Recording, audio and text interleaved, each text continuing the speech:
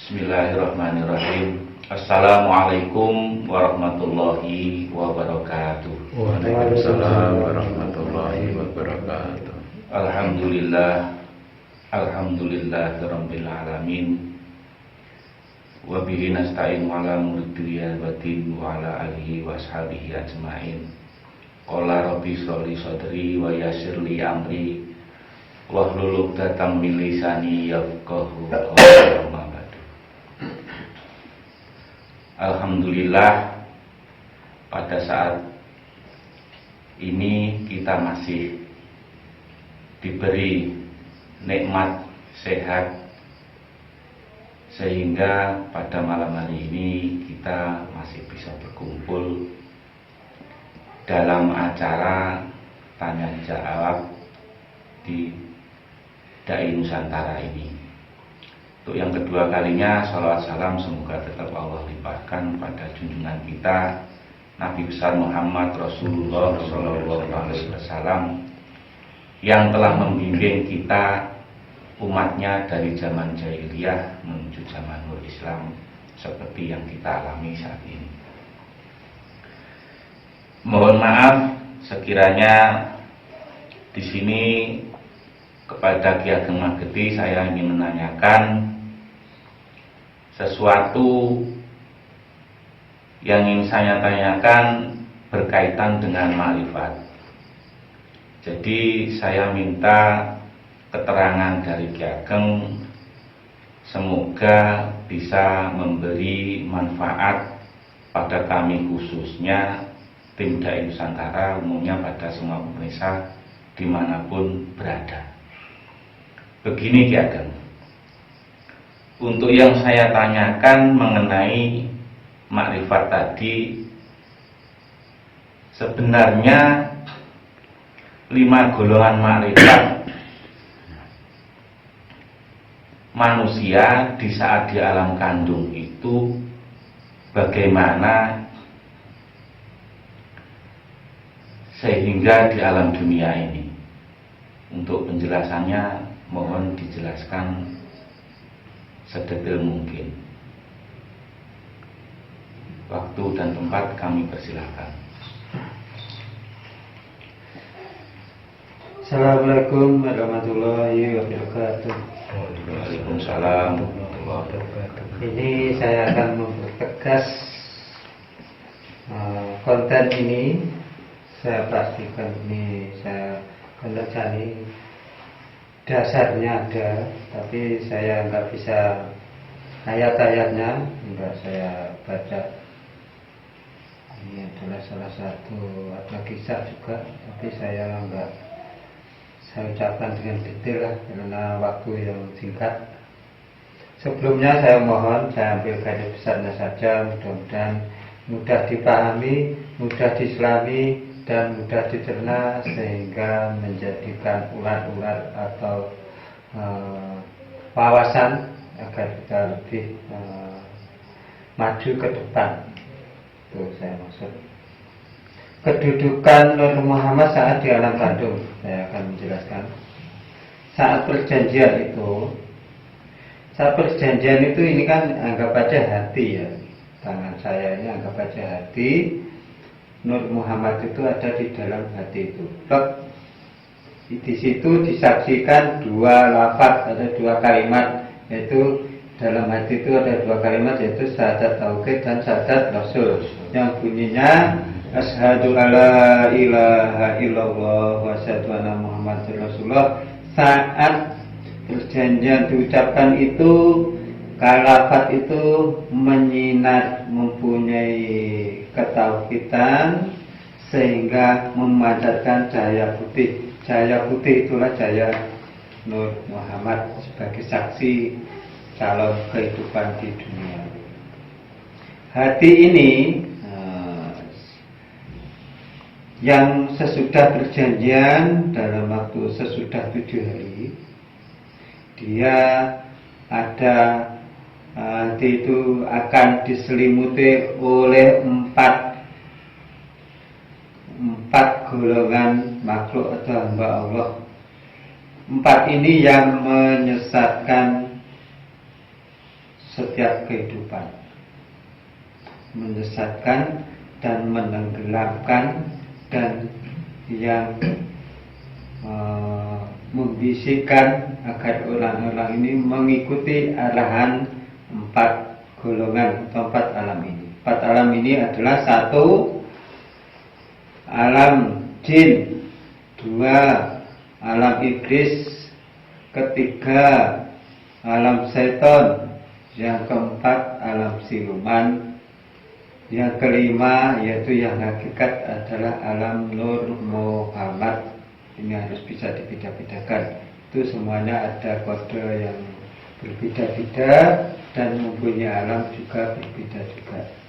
Tapi yang 4 ini punya tugas adalah haram menurut agama Allah, haram menurut Rasulullah, juga haram untuk menurut orang banyak yang tidak sepaham.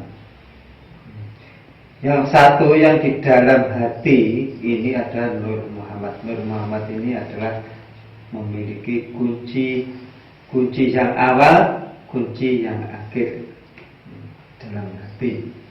Jadi ada suatu ayat itu mengatakan, rahasiaku adalah, Allah itu mengatakan, rahasiaku adalah di hati orang-orang yang beriman. Nah, ini bukan di luar hati orang-orang yang beriman, tapi rahasiaku adalah di dalam hati orang-orang yang beriman, atau arsku adalah di hati orang-orang yang beriman. Ini maknanya kesaksian itu sendiri yang memancarkan cahaya iman. Nah, itu cahaya iman itu saya pastikan warnanya putih. Nah, sudah saya pastikan. Pas itu begini, hati itu akhirnya dibalut oleh 4 alam. 4 alam, alam jin, setan, iblis, dan siluman. 4 alam ini mempunyai kedudukan hampir sama dengan Nur Muhammad. 4 alam ini bisa membisiki, bisa membukakan alam gaib, bisa mengarahkan, bisa membentuk, dan bisa berubah. Berhati-hatilah dengan 4 alam ini. Setiap manusia saya harapkan harus punya pedoman. Jangan semua ilmu itu ditelan mentah-mentah kalau tanpa ada bukti yang nyata. Maka berhati-hatilah, carilah jalan selamat ketika kamu masih hidup di dunia. Masih hidup di dunia saja mencari ilmu sakarepe dhewe, ora ngerti latar belakangnya. Nah, itu yang enggak boleh.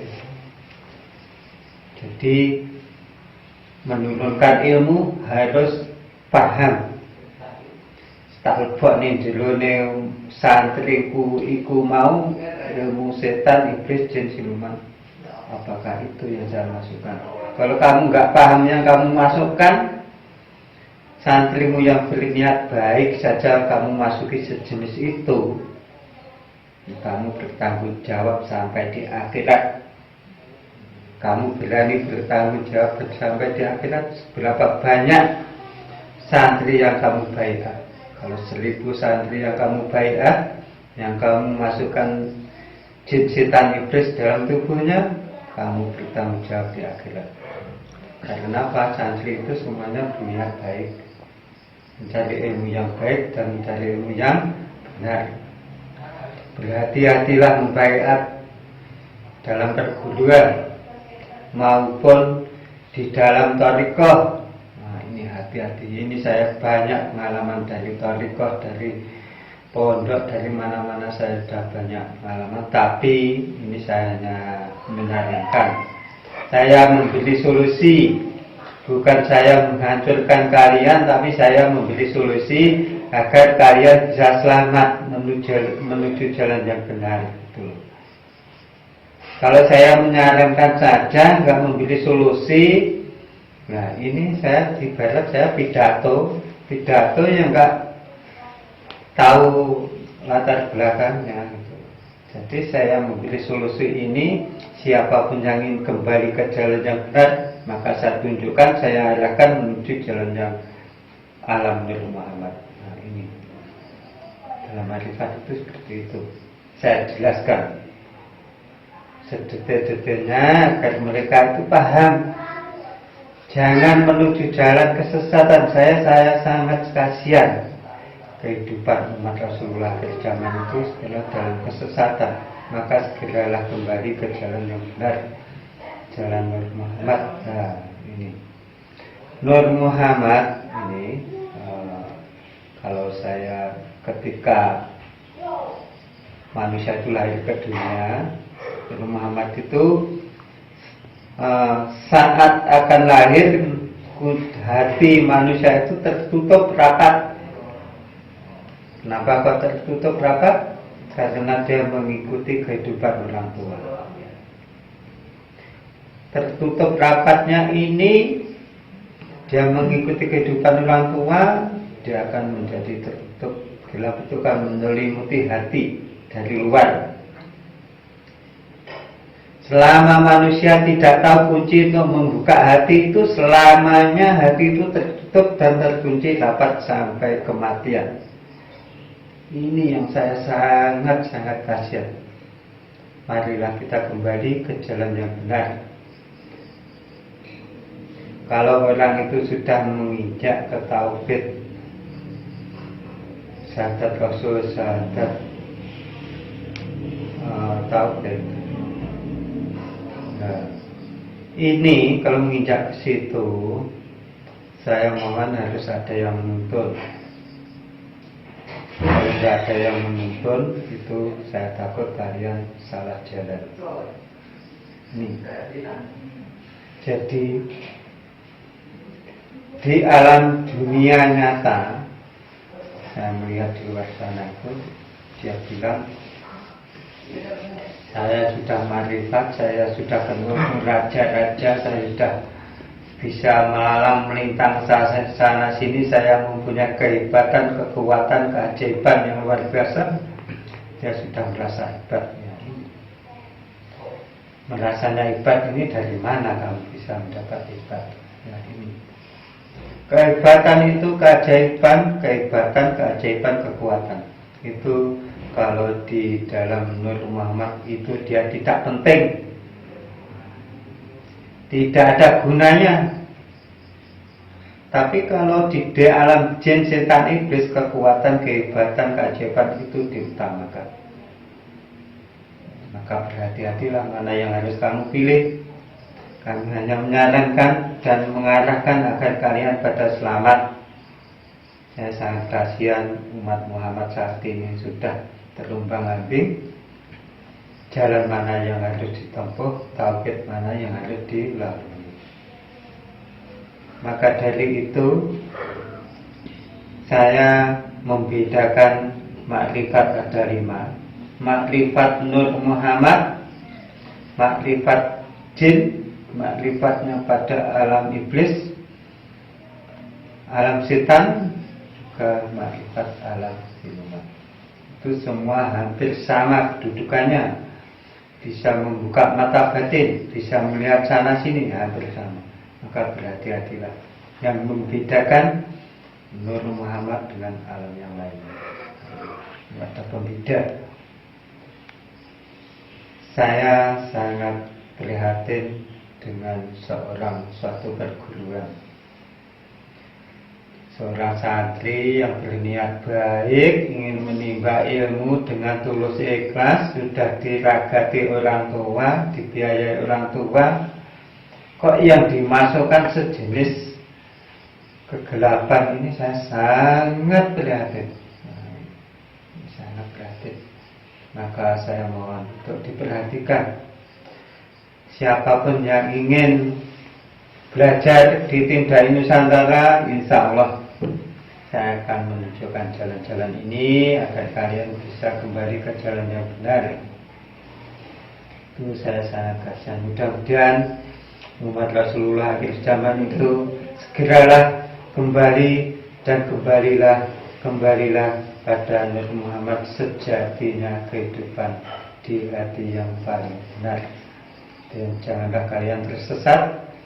Jangan, kami boleh kalian mengutamakan syariat, tapi kalian harus memahami hakikatnya.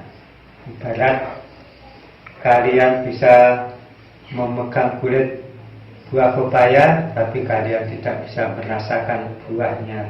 Ya, ini yang harus kita perhatikan. Syariat adalah kulitnya, tahu kulitnya, tapi tidak bisa memakan, tidak bisa merasakan dalamnya, sama aja nol. Maka dari itu kita berjalan di syariat Islam itu kita harus memahami syariatnya, juga memahami isinya atau kalbunya atau hatinya. Itulah keterangan dari kami. Kurang lebihnya, apabila bagi para pemirsa yang belum paham, mohon komentar di bawah dengan sopan.